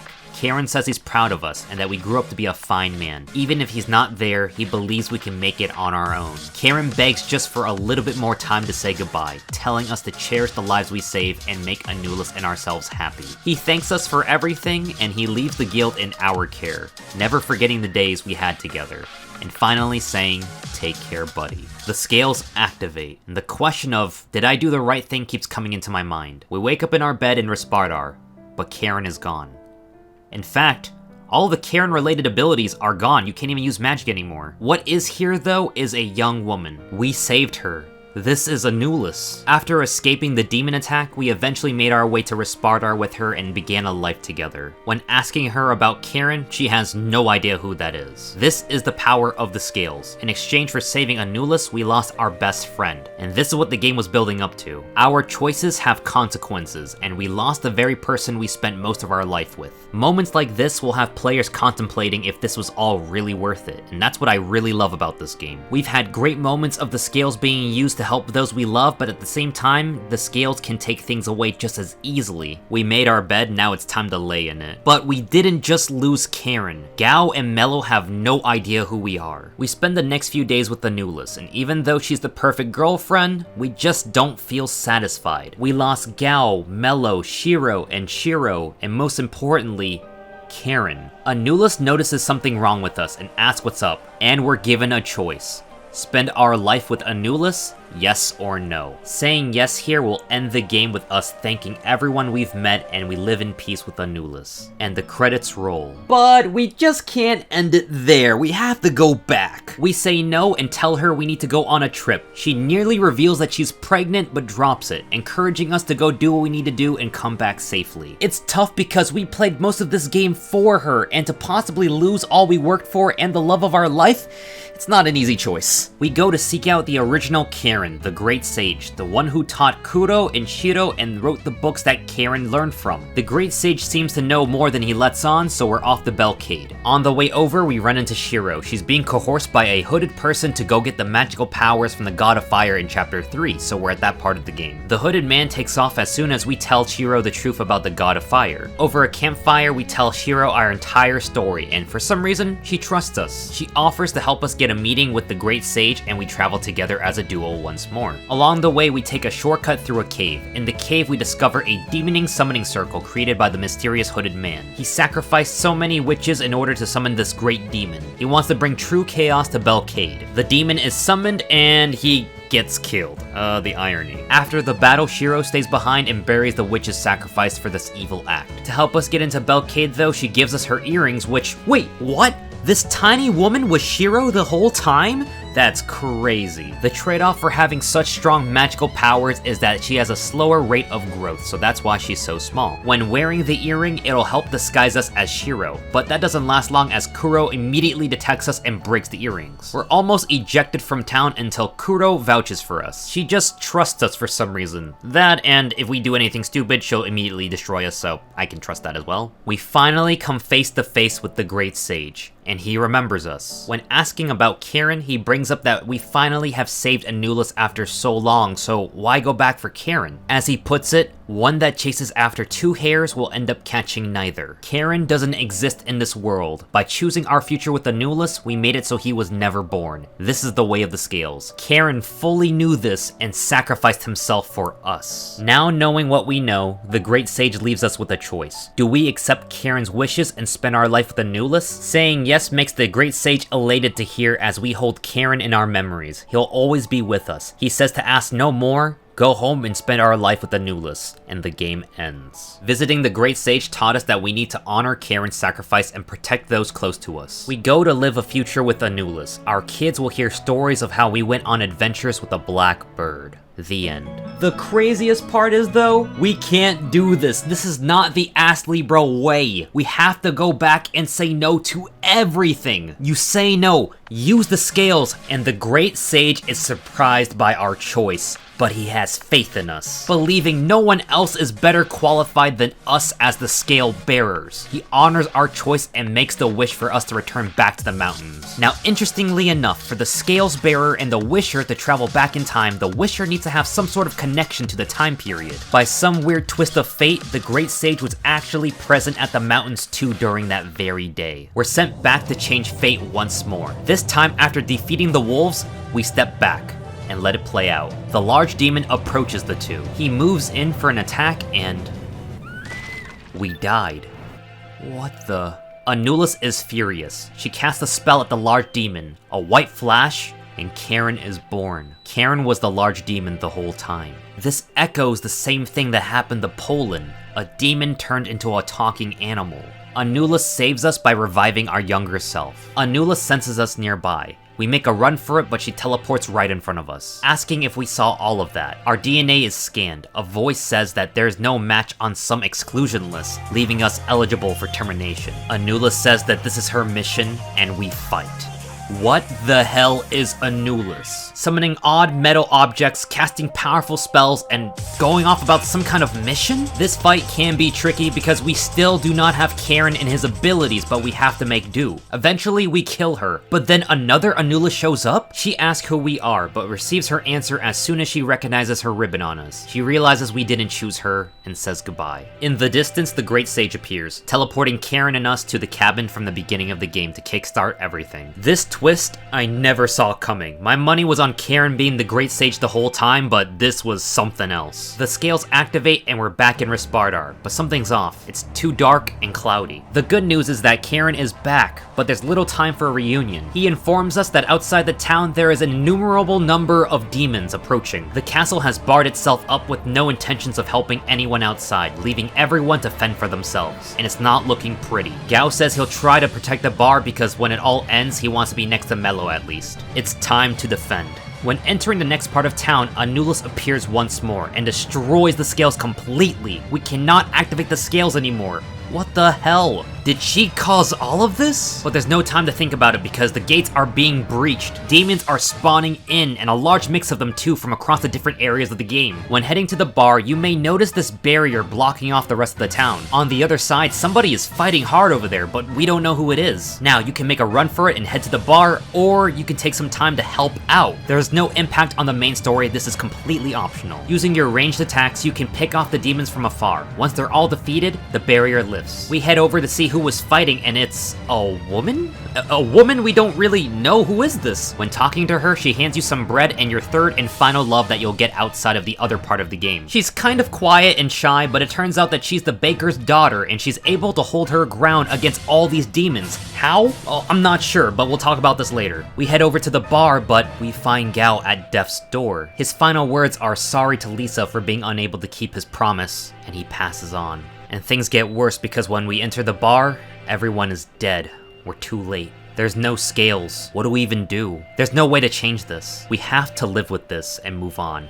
And that brings us to the end of Chapter 7. We escape to the safety of the frontier. Our plan is to maybe find the cabin from the beginning of the game, and I don't know, maybe there could be some kind of answer. We're absolutely desperate at this point. The flying kid shows up and reprimands us for using the scales, but instead of trying to kill us, he wants to help. He says mankind will perish at this rate. There's been an endless supply of demons piling up and appearing in all parallel universes. Anulus has gone berserk, but he doesn't want to attempt to explain everything now, but rather we should go to the place where Anulus is. He has the ability to send us to the future once more, where Anulus, the source of mankind's destruction, lies. All parallel universes are born from one true world, the original timeline. It's a lot to take in, but think the original timeline like a tree and the branches are the parallel universes sticking out. And we created these parallel universes by time traveling every single time. We're effectively creating parallel universes rather than actually changing the future. And in this original timeline, we'll find Anulus. She's been sending all these demons across all different universes, and with no scales, we cannot return back to the past, so this is our one-way ticket to the future. The kid is unaffected by the scale, so instead of time traveling, he'll have to just wait 2,000 years until we can meet back up with him. Once we're in the future, we learn that the ugly military man, also known as Colonel Frog, is after our scales for his own gains.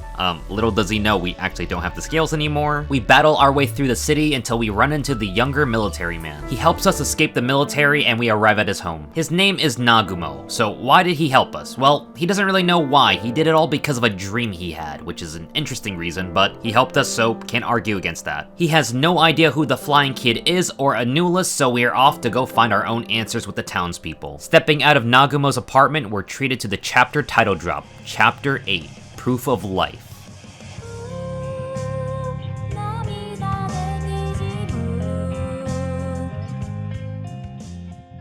And let me just take it in for a second because wow, the city backdrop stuff with all these buildings enveloped by the dark and rainy night, it just makes me feel so insignificant and small. And the music is just perfect for the setting. It really gives you the feeling of this is it. This is the final part of the game, and I just don't want it to end yet. After a bit of walking around, we get approached by the kid himself. His name is Kai. He stops his date midway through to help us. Also, it's been like 2,000 plus years and he hasn't aged one bit. What is up with this kid? Our next goal is to get to the top secret military lab where Anulus is. Although abandoned, its defenses are still up. With Kai, we head off to the lab. We face off against Colonel Frog and his mechs, and just when we thought we defeated him, with our backs turned, he tries to throw a surprise attack at us. But he's cut down by the black mech and its controller, Ranker Krishna. Krishna reveals that she's actually the vanguard for the goddess of war, Astrea, doing everything she does only for the sake of the goddess, even threatening that if we ever get in her way, she'll fight us. She takes off and we head into the lab. As we make our way into the lab, Nagumo is here. And cue the evil music because he reveals this to be his evil lair. Now it all makes sense.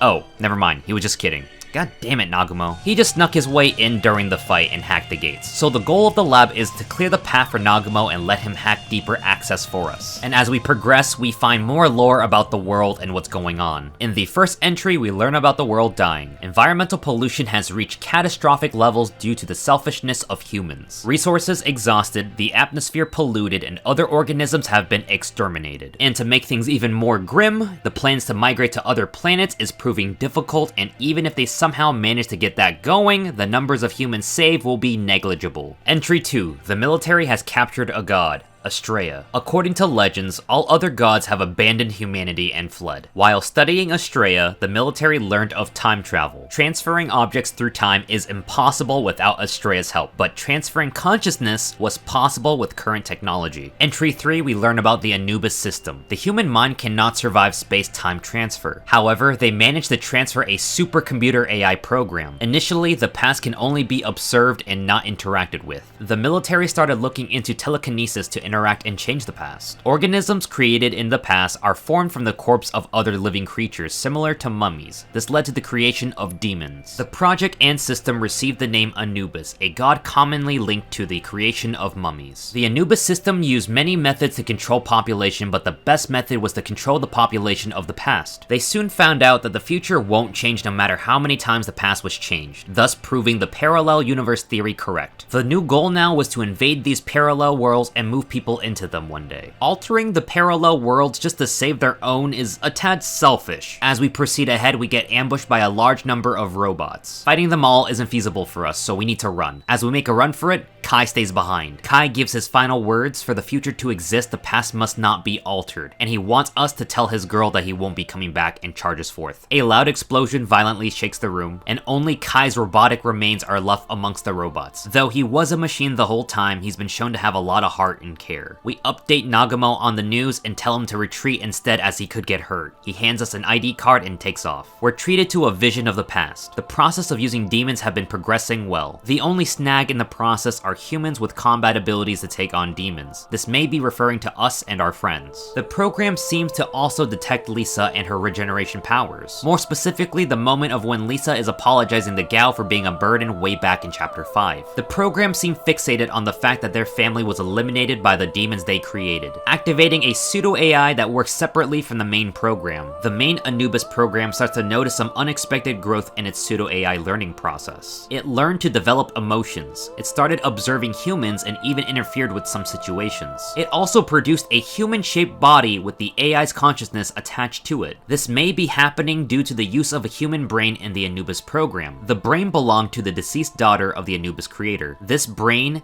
is Anulus. In the final area of the lab, we can reread all the previous logs we found, but there's one more that we haven't seen yet. At some point, Anubis began to conceal logs. The employees of the facility also became involved in frequent accidents, leading some people to suspect Anubis had a hand in this. And finally, Anubis was able to create these demons not just in the past, but in the facility too. The facility was classified as a Class A+ hazard and will be shut down, hence the abandonment. Nagamo is here too and welcomes us to his lair, but he's just joking again. He came along because he's curious. He did notice Kai's body on the ground earlier and comments on how the tech of today wouldn't be able to create a high-performing robot like him, so that just begs the question, just how far in the future is Kai from? Here is where Nagamo reveals why he helped us. People in his family sometimes have strange dreams. There was this idea of listening to your dreams will bring you great success. Initially, he didn't buy into it. Then one day, it shows up in his dream. A very polite dog. Is it?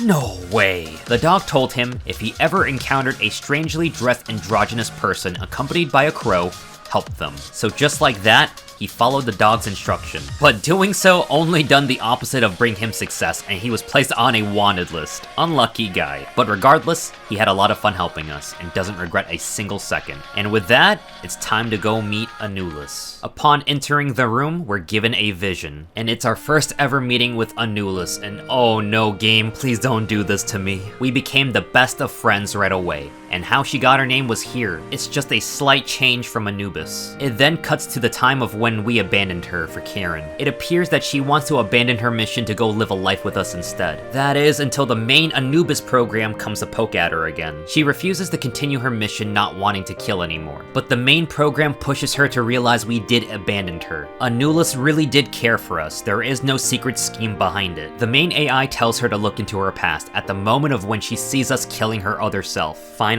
pushing her over the edge. It really was just a series of unfortunate events that occurred. We wanted to find her the whole time, but got caught between choosing her or friends. She wanted to be with us, but could she really have avoided the main program forever? Continuing through the room, we come across these weird meat-like substance spread across the lab. And finally, we come face to face what appears to be Anulus. She feels ashamed of herself and asks us not to look. She's clearly hesitant on her mission, but feels as if she has nothing else to live for, calling us out for not choosing her. And I'm not gonna lie, it does feel really bad, especially after realizing she does love us back. Karen says the best thing that we could do right now is to liberate her. She's been shackled to work with this machine for the longest time, and setting her free is the best way we can help her. and the final battle against Anubis starts. In the first phase, you'll be up against this cube in the middle. After dealing enough damage, it'll shift into its second form, the enemy elimination mode. The box opens up and two large women come out, oh my god! The Miku song I was talking about earlier is right here, and it's such a jam.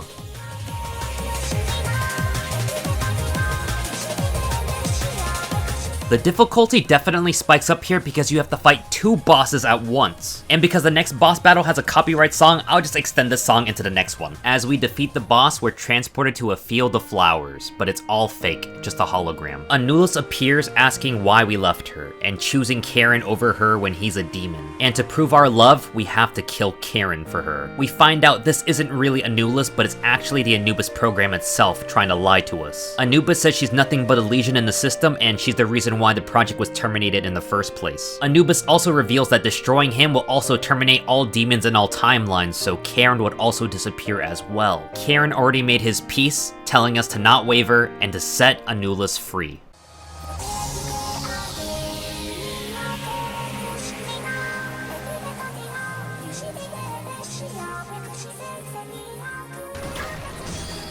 And as I land that final hit, the game slows down. The music stops, and it's over. Anulus tells us thank you for freeing her and that she truly loved us. Karen praises us on our victory, but there isn't much time to celebrate. Anulus says as long as we have that ribbon, it's proof that we always cared about her. Both of them tell us to keep living on, and that we're proof of both of their existences. As long as we live on, they'll always be with us. The one that chases after 2 hairs will end up catching neither. And with that, credits roll.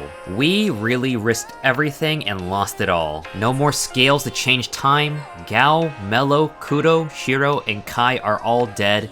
And most importantly, no more Karen or Anulus. The game ends with no more dialogue. You can only really guess what characters are saying to each other at this point. There is nothing pretty about this ending. Having to tell Kai's girlfriend he's dead, trapped at the end of time with the world on the brink of destruction. We go back to Nagumo's, have coffee, and just await the end. This ending hurt me so much. From seeing the scales break and everyone slowly dying with no way to change it was agonizing. And at the final moments of the game, we learned that Anulus was more of a victim than villain. And not only do we lose Anulus, but we also lost Karen, the bird that was family to us. When I went through writing the script, rewatching my footage to recap, and have the song blasting all at the same time, I swear, somebody was cutting onions near me. And then it hits you that this game was made by practically one man.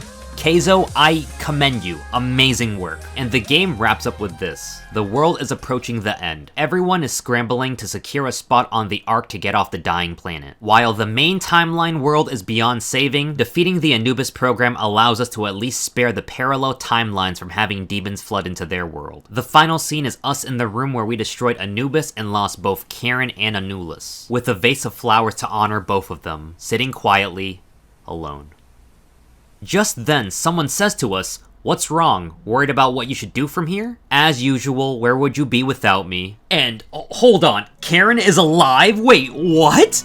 And the game just ends there. We need some answers, Keizo. What is going on here? How could you just do this to us? Don't make me wait for As Libra 2. Oh, it's not over yet, guys, because once the credits are done rolling, I hope you guys didn't forget that we have a deal we made with Estrella. She confirms the shutdown of Anubis, and everything is going according to plan. Now it's time to liberate her. We save the game, and the location changes to Hope. And let's just say there's not gonna be an As Libra 2 because the game is not over yet. We now enter the final chapter. Picking up right where the last chapter ended, Karen comes flying in. And no, this is not a dream, he's really back with us. He was summoned to this world by a voice that guided him here. He has no memory of what happened, and we fill him in. It seems like this version of Karen is from a different time. After some thinking, we remember our promise to Estrella, and we go to save her. And the final chapter title drop appears, As Libra. Oh yeah, it's time, baby. Nagumo knows where she's at, so he gives us a drive. He does warn us that the restraints that hold back a literal god will probably require a lot of power to break, so he suggests we hit up the gym. But we need something faster than that. As the bearer of the scales, we're able to go back into our memories and seek out the ancient gods for their power. We're able to go back to previous areas of the game and fight the hidden bosses of the game, various gods. Once we're ready, we fight our way through the defenses of Estrella's prison. Just before we we reach Estrella, we face off against Ranker Krishna. She says if we can't beat her, then we stand no chance in freeing Estrella.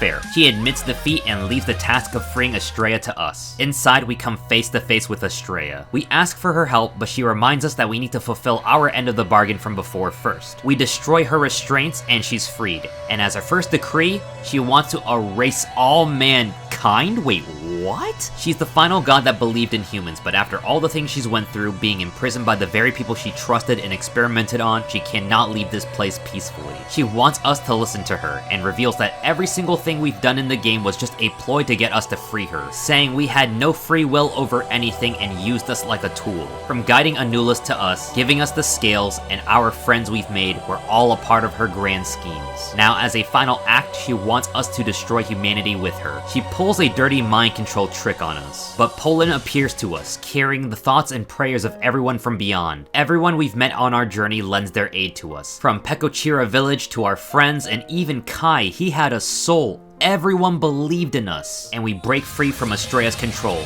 Now it's time to stop her. After a long battle, just when you thought you defeated her, she reveals her true form. This majestic white dragon. And the kicker is, if you lose at this part, you have to battle her last form and work your way all the way back up to the dragon form. And after a long battle and multiple retries, we come out on top. Estrella reaches out one last time. She believed that the human spirit can surpass even gods, telling us to never forget the foolishness of man, and the mistaken future it can bring. She's certain that we can lead to a future free from fate, because we proved humans can carry pure hearts. Did she really believe in humanity the whole time? Was this all just a test? The scales reappear before us, but this time gleaming more than ever before. And if the legends are true, these scales are unfeathered, meaning we can make any kind of wish we want without any trade-off. At first, we thought about destroying the scales, but Estrella believed that we could make the right choice. And talk about a golden ending. We set everything straight. Pekochira village survives, Poland lives, Elizas is still alive, the heroes are united, and Nagamo enjoys his coffee. We also left everyone's memories intact and connected both future to past. Gao's sister lives, the future is no longer crowded and on its way to death, Kai gets his girl, and we get to go back home. We tell our friends we're going to go get her, and we arrive at a field of flowers. In the field of flowers, we finally see Anulus, saying it's been a long time. As Libra, everyone. There you go, legit the golden ending. We fought our asses off against demons, gods, and whatever to get the best ending possible. Some people might say it's a cop-out ending, but I love it so much. Considering how dark Chapter 8's ending was, it was a nice cleanser for that. We get the thank you for playing screen, and it's finally over. Just don't look at the video runtime. God damn it. Okay. One final scene has the scales alone in our room. Then someone says all stages of Project As Libra have been completed, transitioning to the next project. So, you know, it could be a hint that Keizo might be working on his next game, you know, that makes sense. Next project, maybe a sequel. Well, you hit that save button once more and the location changes to happy ending question mark? There's still more to this game. Welcome to the postscript of the game. We saved our friends, got the girl, saved the future, can match the power of gods, and also have the scales to literally alter past, present, or future. What more could this game offer us? Well, it turns out in reality, everything that happened after we defeated Estrella was just a dream. We finally managed to wake up. Karen said we passed out as soon as we touched the scales. We're hit with another wave of drowsiness, but we need to bring Karen with us to the dream world, so we use some sleep powder on him. We wake up and we're with the guild again, but we know something is wrong. As we exit the bar, we're taken to a place entirely different. Demons are all around us and we fight our way through. Karen meets up with us ahead. We tell him we have the feeling the real scales are here in the dream world. Karen explains this weird dream phenomenon. Geist, the fiend of fog, lures people into a dream world known as the Cave of Phantom Fog and sucks the victim's spirits away. Using his powers, he can produce smoke to create a fog to lure his victims to sleep. And if we can recall, there was a fog in that same area where we fought Estrella. Geist must have been waiting for his chance to get the scales after we fought Estrella. What a coward. Dropping into the lower sections of this dream world, we run into him. He says the scales are a tool of the gods, a sacred weapon meant to destroy Gios? And they're not meant for scum like us. We defeat the cowardly fiend and finally receive the actual scales with no trap this time. Geist isn't dead yet and vows vengeance. But before he can, the scales activate, and we're sent to The cabin from years ago, and we're a kid again? There is no way that was all a dream the whole time. It can't be, because we have the scales again. And let me just summarize everything that's happening now. This isn't a normal time travel that causes parallel universes that occurred in the game previously with the old scales. Instead, we actually rewinded time. We did a hard reset of the entire game. Everything that happened before hasn't happened yet. The best part is we have our memory of everything, and we can redo the game, but this time do it in ways that have a favorable outcome. Karen takes some time to read the books now, examining it all in a different light. He learns about technology that can levitate entire continents, and something about escaping Gios via the sky? And that was something Geist mentioned briefly. The scales were meant to destroy Gios. What is Gios? We leave the cabin and get the title drop additional chapter, The Star Eaters, the Earth. And as we step out, we notice some weird plant-like thing coming out of the ground. That wasn't there before, but